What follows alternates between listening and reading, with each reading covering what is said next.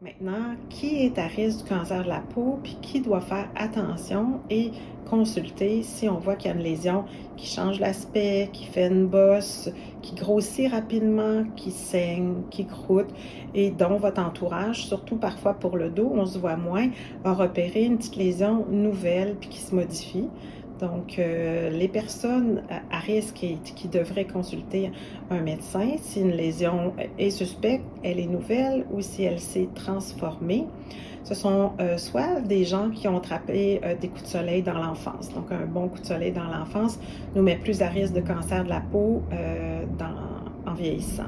Également, les gens à phototype clair, ça veut dire quoi? Si vous êtes blond ou roux et si vous attrapez facilement des coups de soleil, vous êtes plus à risque.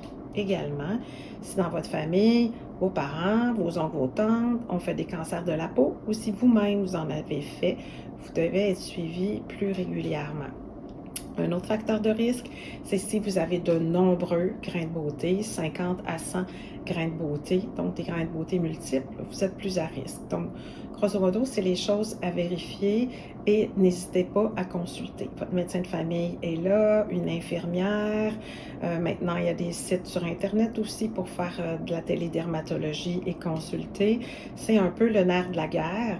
Donc, malheureusement, les cancers de la peau augmentent au Québec, au Canada, partout sur la planète. Mais ce qui est difficile, c'est l'accès aux dermatologues. Donc, quand on n'a pas un accès rapide au dermatologue à qui on peut montrer une lésion, donc à une infirmière, à votre médecin de famille, n'hésitez pas à consulter. Assurément que vous pourrez être référé en dermatologie après s'il y a un besoin. Ça ressemble à ça. Maintenant,